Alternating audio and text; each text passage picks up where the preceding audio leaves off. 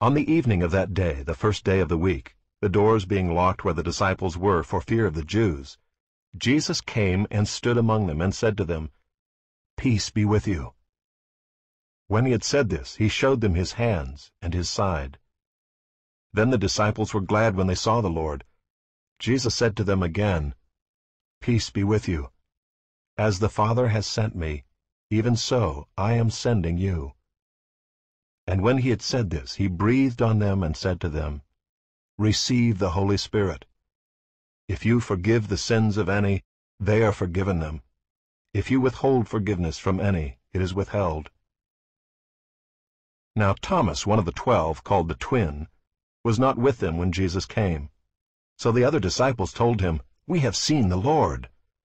But he said to them, "Unless I see in his hands the mark of the nails, and place my finger into the mark of the nails, and place my hand into his side, I will never believe." 8 days later his disciples were inside again, and Thomas was with them. Although the doors were locked, Jesus came and stood among them and said, "Peace be with you." Then he said to Thomas, "Put your finger here and see my hands, and put out your hand and place it in my side. Do not disbelieve, but believe." Thomas answered him, "My Lord and my God." Jesus said to him, "Have you believed because you have seen me? Blessed are those who have not seen, and yet have believed." Now Jesus did many other signs in the presence of the disciples, which are not written in this book. But these are written so that you may believe that Jesus is the Christ, the Son of God, and that by believing you may have life in his name. It's nice to be back at St. George's. I was in Tallahassee this week for the graduation of my son from college, from FSU. Yay is right.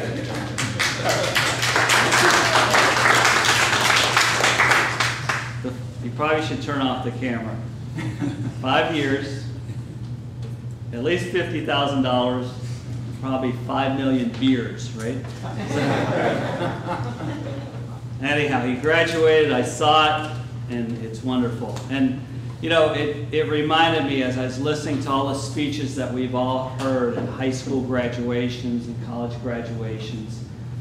You know, it's typically called the commencement ceremony. Right? Commencement. And, you know, as a kid, I always wondered, like, and they would explain commencement means beginning. And, you know, as a high school kid especially, I always thought about it as the end. I mean, I couldn't wait to get out of high school, right? So when they're talking commencement, I really didn't get it. But as a parent, I see the wisdom. I see the wisdom of it. He's really just beginning the next phase of his life. And that life is to go to work and do what he studied for and do his mission in life. And today, I can see that this gospel, or this Sunday, should be called Commencement Sunday, because Jesus now appears to his disciples in the upper room. We just heard it. And the readings actually are backwards today. They probably should have, if we did it in chronological order. We see the disciples in the gospel up in the upper room, and they're scared. They're scared of the Jews. They think the Jews are going to come kill them too. So they're hiding, right? But what really happens is Jesus comes to them, and we hear those words that we use during the service. Peace be with you. Peace be with you. You know, and Jesus says to them, as my Father sent me, so now I send you. Meaning, it's the beginning of your ministry to go out and do your mission and do your work.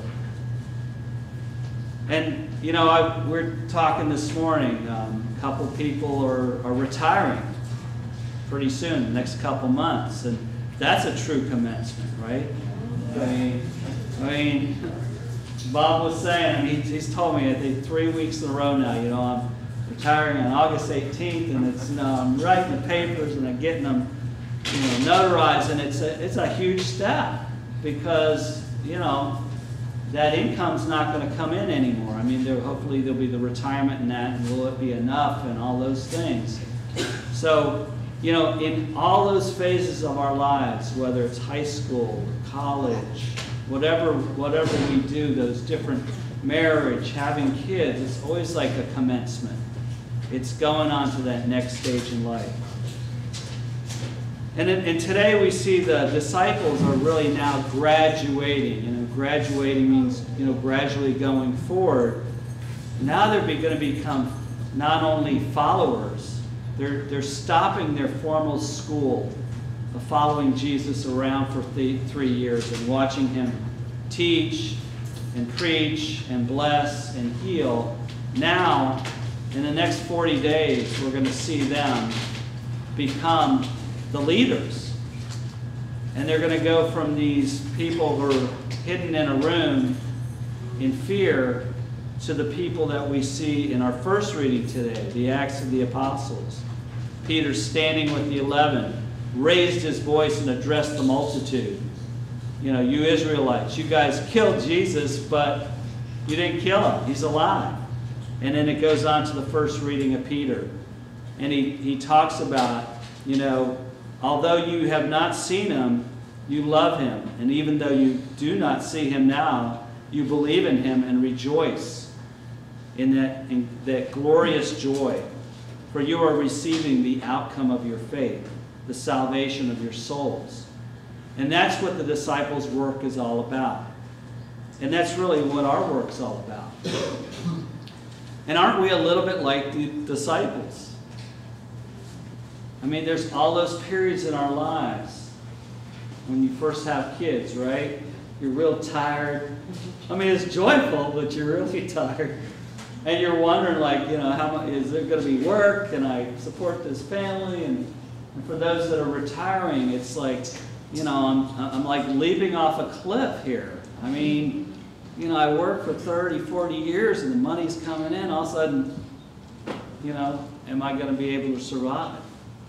Brett's a junior, and next year he's a senior. You know, it's that same feeling of, you know, you're putting your foot forward, like I mentioned last week. Is there going to be something there that's sure, so your foot can actually stand on it, or are you going to fall off the cliff? You know, it's that leap of faith that we're talking about over and over, which leads me to what Jesus does. He not only brings peace to the disciples, but he says, receive the Holy Spirit. And we know from our past readings all the way from the beginning of the year that the Holy Spirit is the helper. Right? Yes. The Holy Spirit was with Jesus when he started his ministry. When Jesus was baptized, the Holy Spirit was there. Remember? Yes. And the Spirit was the one that led him into the desert. And then the 3 questions. And asked, you know, the devil asked him all the questions and tried to tempt him and all that. And Jesus, in typical form, blew him off, right? He slashed him, and he's like St. George, he slashed him, and Jesus went on with his ministry. And so Jesus is now saying, okay, I started my ministry with the Spirit. Receive the Holy Spirit. I'm sending you the helper. And we're going to see that in the next 40 days as we get towards Pentecost. The disciples are going to get bolder. And was it truly 40 days, this transition period? I don't know. The Bible always uses the word 40. 40 days, 40 nights. For the flood, for Jesus' going to the desert, and now for this 40-day period when the disciples are being taught, again by now the risen Lord. And there's that extra teaching and preaching, and the Spirit's coming to them to help build them up so that then they'll go out and continue the mission of preaching Christ to the whole world. And after the sermon today, like I mentioned in the beginning of the service, we're going to baptize 4 people, a whole family, which, by the way, I think is wonderful because, you know, we talk about St. George's as a first century church. In other words, this reminds a lot of people of of how things really are. We're kind of down home here, aren't we? Yes. Yes. So in the early days, a whole family would come to church and be baptized. And we're going to invoke the Holy Spirit. We're going to ask the Lord to come, the Holy Spirit to bless the water. And if you've been here before for a baptism, you know we get that feeling that the Holy Spirit's really here, right? And hopefully we'll have that feeling today as we baptize the whole family here today. And bring Fred in as official member of our church here. So, and then there's another part of today, the gospel, which I always call disconcerting. It kind of doesn't really fit, but it fits. It's like sandwiched in there. And that's the part about doubting Thomas. And I call this part of the gospel, I think Thomas got a bad rap. And I'm going to be his lawyer for a second. And just tell you why I think he got a bad rap. First of all, let's go back just 1 week. Remember last week we were all sitting here and we listened to the gospel, and Mary Magdalene goes to the tomb, right? And then the older disciple, who we now know as Peter, the younger disciple gets there first, waits for the older disciple. The older disciple goes in, then John, who is writing that gospel, goes in. They see the clothes all in a roll in the tomb. No Jesus, right? No body. And then those two disciples leave. And Mary Magdalene hung around, and she's crying. Because she thinks someone took Jesus, took the body. And then she meets the gardener, right? The gardener. And it turns out, when he says Mary, she wakes up to the fact that it's really Christ talking to her. The last line in that gospel is she runs back to tell the disciples that she's seen Jesus. So she's the first witness of the risen Lord. I'm getting to my point here, Judge. Give me a minute. So what I'm saying is, Thomas says these words, unless I see Jesus as, I touch his hands and touch his side, I won't believe. Well, I'm saying probably that's what happened when Mary got to the upper room. Disciples are huddled in fear, and she says, I've seen the risen Lord.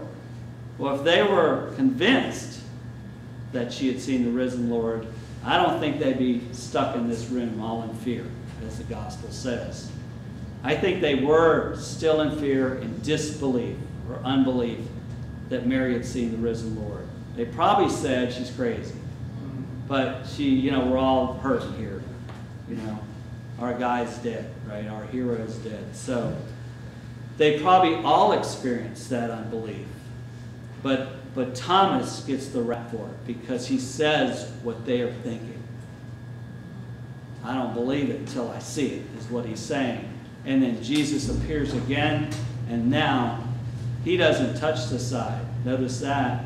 He doesn't put his hands. Jesus invites him to, and the picture on the front shows him doing it. But in this gospel, it doesn't say it. He just says, my Lord and my God. And the other reason I don't think Thomas is really, truly a doubtful person, I think he's a realistic person, is, let's go back 3 weeks when Jesus raised Lazarus from the dead. As they were outside, before they came into the city with Lazarus, Thomas said, Jesus kept saying, first he said, let's not go, then he said, let's go. And the disciples said to Jesus, they're going to kill you. The Jews are going to kill you. All right? So they knew, Jesus knew as he was heading towards Jerusalem, this, he was in danger. And Jesus said, no, we got to go forward. And Thomas, his only other quote in the gospel is, let's go with them and die with our Lord. So I call him Thomas the Brave. And I rest my case on that part, all right? Once, I think he was just very realistic. And aren't we a little bit like Thomas? And the rest of the disciples, for that matter.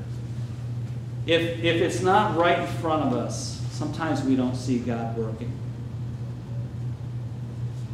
And we live in kind of doubt. And we live in fear. And then we kind of wake up. and realize that God's all around us, right? There's other times we see God, and then we realize, gosh, how foolish do I feel now? I was doubting. I was thinking, and it typically happens during these times when you're in transition, right? When you just signed your papers, and you go, holy, what the heck did I just do? I just signed my papers to retire. What now? I mean, is this going to work?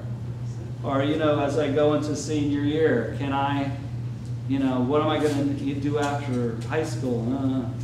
And in kind of all our lives, in all the various phases, as we get older, we start doubting things and like, am I going to make it?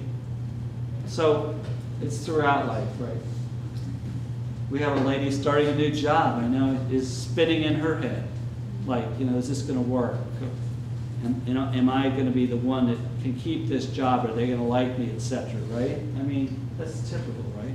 So, as we live in our transitions, we always have to remember that we're not alone. That God says that He sent the Spirit to help us. So that we can become just like the disciples 40 days from now. When they come out and they proclaim that Jesus truly is risen and He's Lord. And life will go on, not just alone, but as a community and with the help of the Spirit. Amen. Amen.